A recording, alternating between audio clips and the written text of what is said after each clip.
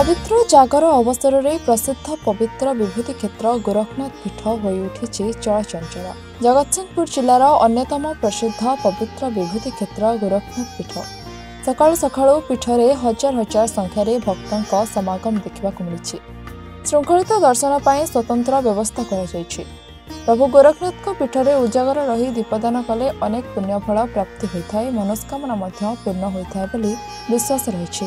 राति 10टा समय महादीप उठिबारे कार्यक्रम रहितबा बेले बाबांक निकटरे पारंपरिक नीति पूजार्चना कराजिबो बोली मुख्य पूजक सूचना दैछन्ति। भक्तों समागम को दृष्टि रखी मंदिर प्रशासन पक्षरु व्यापक पदक्षेप ग्रहण करा जायछि।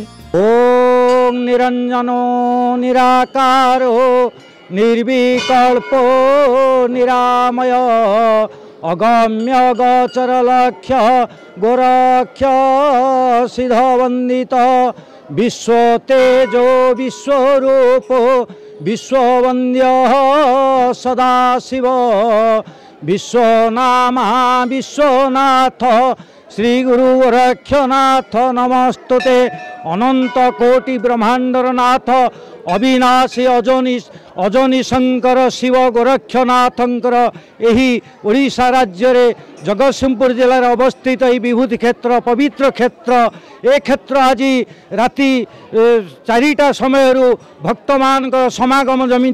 आज हूँ पवित्र शिवरात्रि एवं ओषाधारी माने यही पीठ को धाई आसती सारा संसार मंगल करने भगवान शिव शंकर आज दिन में समुद्र मंथनर जो विष पी नीलकंठ होते संसार को अमृत पान करते यही क्षेत्र रे प्रत्येक दिन शह शह संख्यार भक्त माने सर्पाघात दंशन ही विषरु मुक्ति पाती विश्वज्वालू मुक्ति पाती संसार मंगल निमित्त प्रभु गोरखनाथ स्वयं शिव शंकर सिद्धांत पद्धति महादेवी पार्वती की शिव कहते शिव गोरक्षनाथ मो भितर कौन सी भिन्ना भिन्न नहीं मु गोरक्षनाथ जी मुझे आज से पवित्र दिन संसार मंगल करने महाप्रभु विष को पान कर नीलकंठ होते एवं सारा संसार जगतर मंगल दीप